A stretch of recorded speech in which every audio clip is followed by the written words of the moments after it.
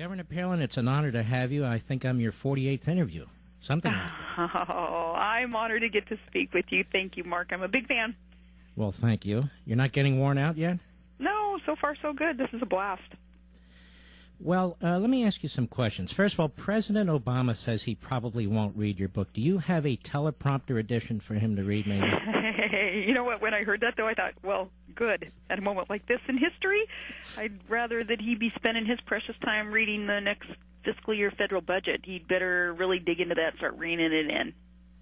Well, you know, that's a very, very good point. I noticed that people are getting very concerned about the trillions of dollars being spent and very little to show for it, and the Democrats have announced all of a sudden they're fiscal conservatives. What do you make of all that? I heard that last night, or was that this morning, where, yeah, a little bit of a political earthquake, I think, was some of that acknowledgement that, oh, now we're starting to hear and see what the American people have been saying and showing us. This is nonsense, this economic plan to dig a hole deeper and deeper of debt and think that somehow magically, without ramping up industry especially, it's all going to work out at the end of the day. Now they're starting to say, at least in the last 24 hours, oh, I get it. But, Mark, I think we should be encouraged, and I'll not be a pessimist about it. You can be the pessimist. I will be the one to say, right on, let them see the light. Well, I think they're phonies. I'll tell you what. I'll tell you what, because they're going to push this national health care. There's a few more trillion. Steny Hoyer is talking about another stimulus plan, so they kind of talk out of both sides of their mouths, don't they? Okay, well, then here's what we do. We hold their feet to the fire, and we do see if they're just talking the talk like typical politicians do, or if they're going to walk the walk. And walking the walk means exactly as you are suggesting, they not cram this health care takeover down our throats, and they not implement this cap and tax plan that's going to decimate so many of our industries and drive up consumer costs on everything. We'll see if, they put their money where their mouth is. Let me ask you this. Don't you think if you'd gone to an Ivy League school and, you know, rather than start out in Idaho and wind up in Alaska, don't you think if you've gone to an Ivy League school and hung on, say, around Manhattan or San Francisco or somewhere like that, you would be the darling of the left, don't you think?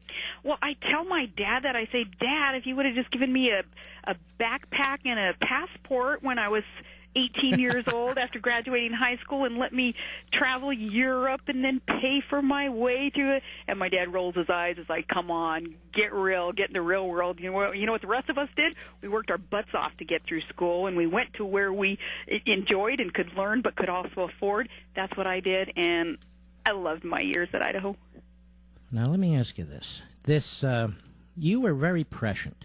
You know, you got this debate going on health care by talking about death panels. You use that phrase. And, you know, you're absolutely right about that. What caused you to use that phrase? And tell everybody what you meant by that. It's so literal to me. You read the health care plan, the first version, especially where they claimed there were no death panels, and yet then they took out the death panels. But you read it and you realize, oh my gosh, they're buffaloing the public to think that they can cram this health care reform down our throats without including the principle of rationing. They're going to have to ration health care if they're promising this coverage for everybody. Who's going to ration it then? It will be bureaucrats. It will be a panel of bureaucrats, and they're going to have to decide based on somebody's subjective judgment of how many productive years somebody would have left in life, perhaps, and this panel will decide who gets health care and who does not. That's going to lead to a whole lot of problems. Have you noticed, as much as the left tries to dismiss you, they hang on your every word? Have you noticed that? I do wonder why they do. I mean, yeah, you know, dismiss it, man. Just move on. Go on to somebody else. They stalk you. They stalk your Facebook. They stalk you. What is she saying today? She doesn't matter, but what is she saying today? Have you noticed that? What color toenail polish is she wearing today? That kind of stuff cracks me up. I think, come on, you guys, go get a life. Go do something productive in this world. Oh, you have a problem with that? Oh, I'm just kidding. Now, let me ask you this. This David Letterman, now that we know what kind of person he is, not that we didn't know before, he's still out there doing Sarah Palin jokes. I mean, this guy is so bad and so weird. What do you make of him? it's so odd because they've invited me to be on the show. It's all. Is it? Yeah, because he wants to hit on you. That's why. Joke? I've got this guy figured out. I don't know. I think it's another one of those things where I just shake my head, going, I don't get it. The way, not you, Mark, but the way those guys work in the industry. It's just one of those things that normal, everyday, average Americans, we scratch our heads and we say, what? How does that work? And why do people think that some of the things that he says, they're so sexist? Why is that considered funny? And why is it considered good taste to do what Newsweek did? I mean, you were on the cover of a running magazine. They take that photo, they put it on Newsweek. I mean, aren't these people really revealing who they are? Sure, and that's why it's okay, and really, because maybe that's what our society needs, is more of that revelation of that lamestream media and what their agenda is. Let it be revealed, and if I have to be the person that is used as a tool, fine, I'll do it. If you haven't figured it out yet, this is Governor Sarah Palin. Her book is Going Rogue. It's a super massive bestseller, as it should be. Katie Couric. When I say those two words, Katie Couric, what jumps into your head that you can say on the air? Oh, yes. A few things, including, Mark, that I screwed up in an interview with her because I was quite annoyed with her, and it was so extremely apparent. It was a literal eye roll, that not just figuratively there, but an eye roll throughout the answers to some questions she asked.